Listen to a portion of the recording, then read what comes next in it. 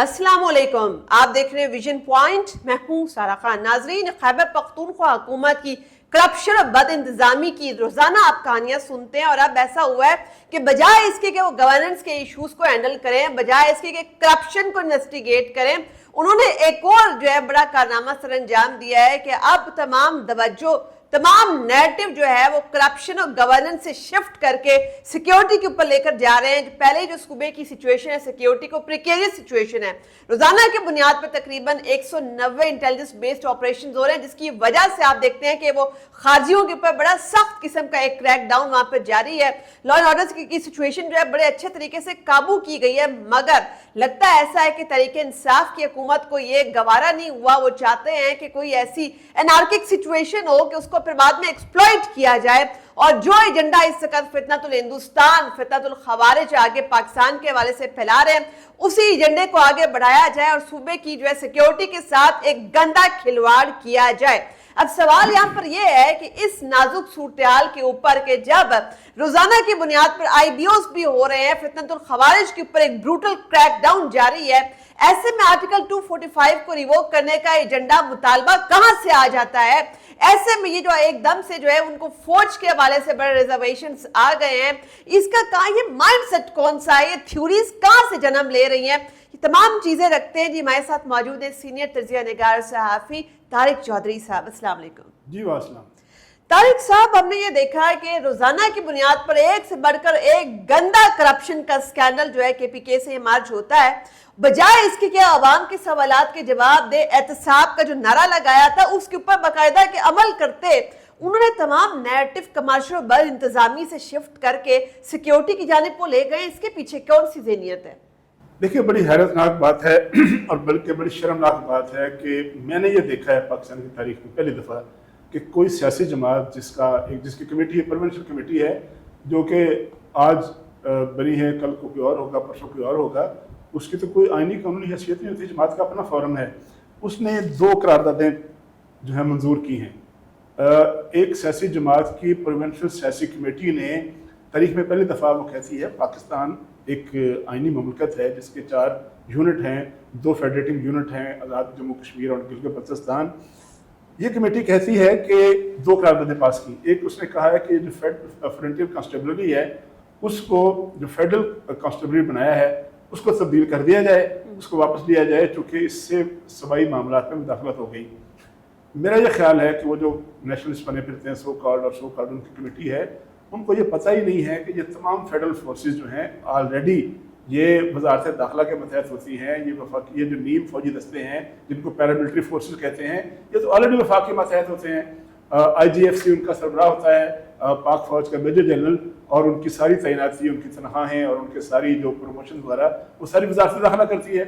और इस तरह की बहुत सी 30 के करीब फोर्सेज हैं, बलूचिस्तान में भी तैनात हैं, खैबर पख्तूनख्वा में भी हैं, पंजाब में भी हैं, कराची सिंध में भी हैं।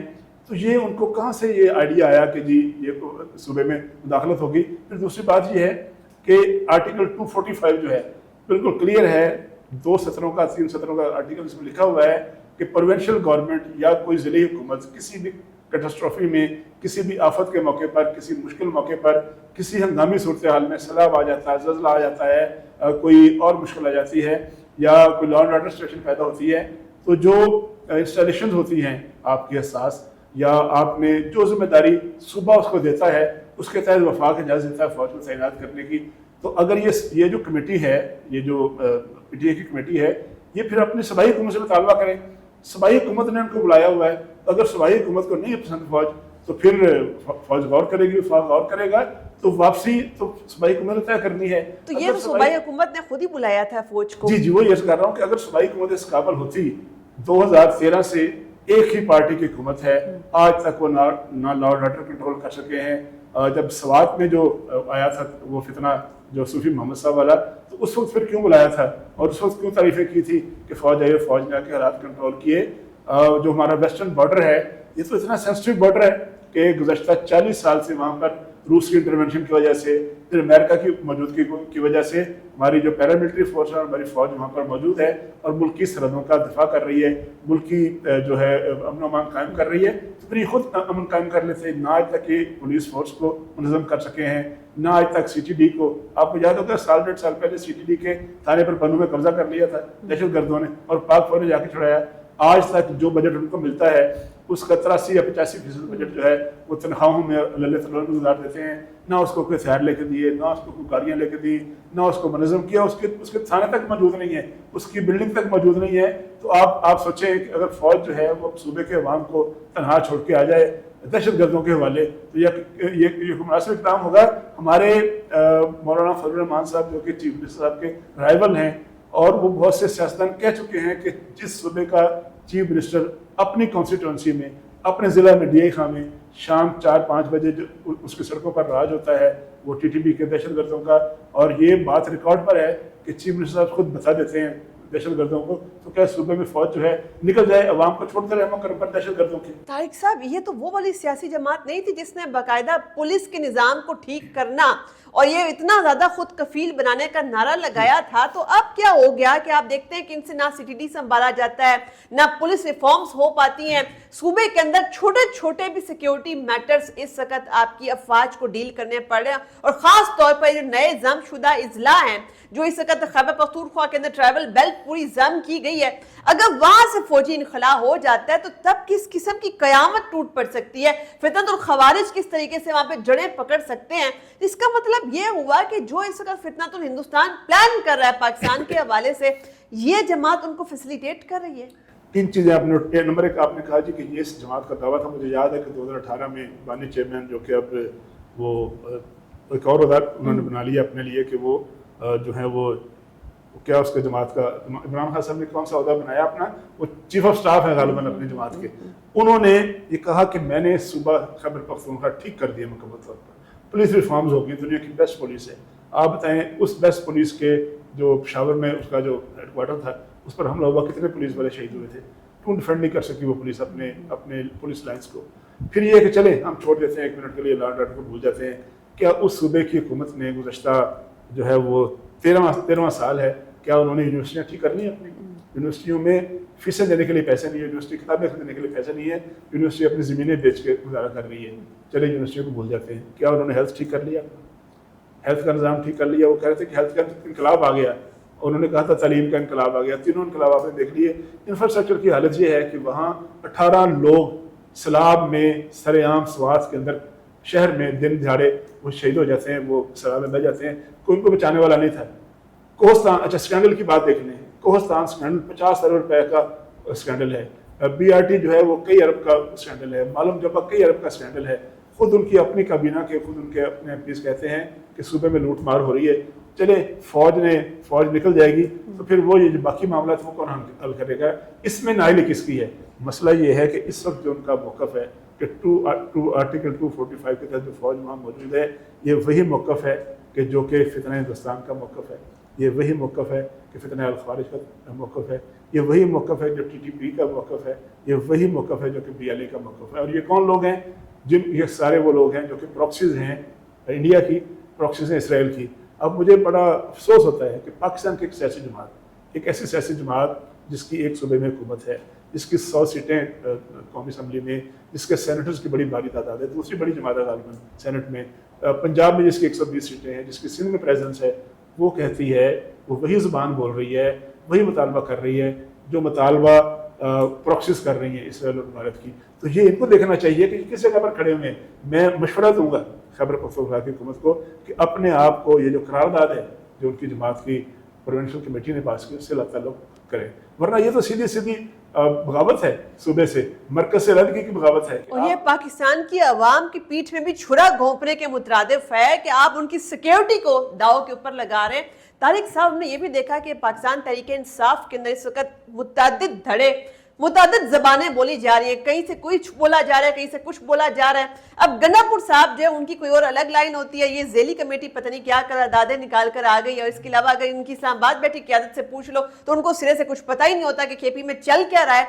ऐसे में आपको क्या लगता है कि ये जो कमेटी वाले अफराद हैं, इनके कौन से ज़ाती ऐसे वफादात हो सकते हैं कि इनको एकदम से ये पता नहीं कौन सा अनोखा ख्याल आ गया, जबकि गंडापुर साहब यकीनन आप देखिएगा कि वो इससे अल्लाह ताला का इजहार कर देंगे। वो तो खुद थे फौज को बुलाने वाले सूबे के अंदर।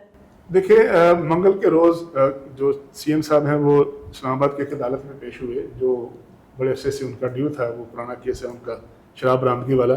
تو وہاں انہوں نے میڈیا سے بات کی ہے، انہوں نے تو یہ مطالبہ نہیں دہرایا.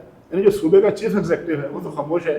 وہ تو نہیں کہتا کہ فوج واپس چلی جائے، وہ تو نہیں کہتا کہ جناب فوج کے ہوتے ہوئے ہمیں کوئی نقصان ہو رہا ہے، بلکہ وہ تو بہت دفعہ کہہ چکے ہیں کہ جو معاونت کر رہی ہے فوج امن و امان قائم کرنے میں.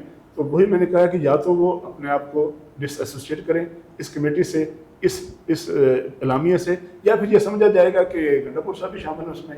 کیونکہ جو بات آپ نے کی ہے وہاں اس وقت کوئی ایک اوپینین موجود نہیں ہے. ایک گنڈا پور صاحب کا گروپ ہے، ایک علیمہ خان صاحب کا گروپ ہے، ایک فارمر فرسٹ لیڈی کا گروپ ہے، ایک بانی چیئرمین کا گروپ ہے، ایک برسل گور صاحب کا گروپ ہے. اس میں جس طرح بھی یہ سینٹ کا الیکشن ہوا، جس طرح جوتیوں میں دال بٹی ہے، جس طرح سے الزام سامنے آئے، جس طرح سے ورکرز نے پروٹیسٹ کیا کہ وہ کہتے ہیں کہ نیشنل کے سارے گھوڑے رہ گئے اور ٹکٹاں جان لگ گئے، سارے وہ کروڑپتی لے گئے، تو ٹکٹیں امیر لوگ لے گئے اور نچ دے رہ گئے. تو وہ پوچھنا یہ چاہیے کہ پارٹی کے فیصلے کون کر رہا ہے. یہ جو فیصلہ ہے، یہ میں ذاتی طور پر سمجھتا ہوں کہ اتنا بڑا یہ ایک بغاوت سے مترادف ہے کہ ایک صوبائی کمیٹی کہتی ہے کہ ایک آئینی فورس، ایک آئینی پروسیس کے تحت ایک ڈپلائڈ فورس جو ہے وہ صوبے سے نکل جائے. کل کو وہ کہیں گے کہ اساتذہ نکل جائیں، پھر وہ کہیں گے بیوروکریسی نکل جائے، پھر وہ کہیں گے ڈاکٹرز نکل جائیں، پھر وہ کہیں گے جناب کے اور جو محکمے ہیں وہ سب نکل جائیں، اور آخر میں کون حکومت چلائے گا وہاں پر، کون نظام چلائے گا. تو آخر میں ایک اور بھی سوال ہے، یہ تحریک انصاف کی کمیٹی کون تو چلائے گی طارق جس سے اپنی جماعتیں چلتی. طارق صاحب ایک تو پھر ایک اور سوال بھی ہے نا کہ ابھی یہ جیسے فار ایگزامپل فلڈز کے حوالے سے ریلیف اور ریسکیو آپریشنز ہو رہے ہیں، کیا خیبر پختونخوا اس سچویشن کے اندر موجود ہے اس وقت کہ ان چیزوں کو خود سے ہینڈل کر لے؟ آن گراؤنڈ کچھ موجود نہیں ہے. جن صوبے کے جن اضلاع میں سیلاب آیا ہوا ہے وہاں تو لوگ بے یارو مددگار ہیں، وہاں تو لوگ بیٹھے ہوئے سڑکوں پر اور کسی کو کوئی ریلیف نہیں مل رہی. وہاں بھی این ڈی ایم میں کام کر رہا ہے. سوات کے دردناک مناظر پوری قوم نے دیکھے، سوات میں، کوہستان میں، دیگر صوبوں میں، دیگر ضلعوں میں آپ نے دیکھا کیا رہتا ہے وہاں پر. لوگ جو ہیں نہ کوئی ریلیف کا کام ہے، نہ ان کے پاس کوئی جو ان کی جو گاڑیاں تھیں جو 1122 تھا، ریسکیو 1122، وہ یہاں آ گئے تھے پچھلے سال 26 نومبر کو مرکز فتح کرنے، اور جاتے ہوئے گاڑیاں چھوڑ کے دوڑ گئے تھے. تو وہاں تو ابتری کی صورتحال ہے. اس ابتری سے بچنے کے لیے جو آپ نے انٹرو دیا تھا نا، ابتری سے بچنے کے لیے، ناکامی پر پردہ ڈالنے کے لیے، اپنی خفت کو چھپانے کے لیے اب وہ سارا ملبہ جو ہے آئین پاکستان پر، افواج پاکستان پر اور وفاق پاکستان پر ڈال رہے ہیں کہ یہ اگر چلے جائیں تو ہم امن و امان قائم کر لیں گے. تو کیسے کام کریں گے؟ آپ سے نہ تعلیم چلتی ہے، نہ آپ سے ہیلتھ چلتی ہے، نہ آپ سے صوبے کے دیگر جو ہے محکمے چلتے ہیں. بیسک ریسکیو آپریشن تک کرنا آپ کے اوقات میں نہیں ہے. طارق صاحب جانے سے پہلے ایک کوئک ٹیک آپ کی اس کے اوپر ہو جائے جو وادی تیرا کے اندر ہوا کہ وہاں پر خارجیوں نے جس طریقے سے پروٹیسٹرز کے اوپر فائرنگ کی، جس طریقے سے اب اس کو مینوپولیٹ کیا جا رہا ہے، ایکسپلوئٹ کیا جا رہا ہے، اس کو ذرا کلیریفائی کر دیں. دیکھیں مجھے بڑا افسوس ہے کچھ لوگوں پر، کچھ جرنلسٹ ایسے ہیں، کچھ ایکٹیوسٹ ہیں، کچھ پولیٹیکل ورکرز ہیں، انہوں نے تیرا کے واقعے پہ پرانی فیک ویڈیوز چلائی ہیں. افغانستان کی ویڈیوز تھی جس میں ان کی جو وہ بڑی آرمڈ گاڑیاں ہیں وہ جا رہی تھی کسی مشن پر، ان کو وہ ٹیگ کر کے انہوں نے اس کو تیرا کے واقعے سے منسوخ کرنے کی کوشش کی اور عوام میں اشتعال پیدا کرنے کی کوشش کی. لیکن کچھ جو تیرا کے لوگ تھے وہ برگیڈ ہیڈ کوارٹر کے باہر اپنے کچھ مطالبات، کچھ اپنی ضروریات جو ہے بتانے کے لیے آئے تھے، اجاگر کرنے کے لیے آئے تھے. اور سب نے دیکھا کہ وہاں جو بیریئر تھا وہ کھلا ہوا تھا، اور بیریئر کے اوپر جو ہے اپنے حدود کے اندر جو ہمارے پرسنل تھے آرمی کے وہ کھڑے تھے، اور کسی قسم کی کوئی پرووکیشن نہیں تھی. پہاڑوں سے فائر آیا اور ہٹ کیا ان معصوم بے گناہ لوگوں کو اور ان کو شہید کیا گیا. اور اس واقعے کو پھر انٹرنیشنل لیول پر اور نیشنل لیول پر یہ جو ان کے ایکٹیوسٹ ہیں سوشل میڈیا پہ، انہوں نے اس کو پرووکیشن کے لیے استعمال کیا، اس میں عوام میں اشتعال پیدا کرنے کے لیے، غصہ پیدا کرنے کے لیے اور نفرت پیدا کرنے کے لیے استعمال کیا. میں تو سمجھتا ہوں کہ وہ عناصر سارے موجود ہیں، ان کے اکاؤنٹس موجود ہیں، ایکس رے موجود ہیں، ان کے خلاف کارروائی ہونی چاہیے. اس لیے کہ ایک واقعے کو ایک ایسی فورس جو کہ امن و امان قائم کرنے کے لیے عوام میں موجود ہے اس کے اوپر ڈال دیا. وہ واردات جو کہ خوارج نے کی تھی، خوارج نے قتل عام کیا تھا، خوارج نے فائرنگ کی تھی، اس کو فوج کے خلاف ڈال کر اس کے خلاف نفرت انگیزی کی.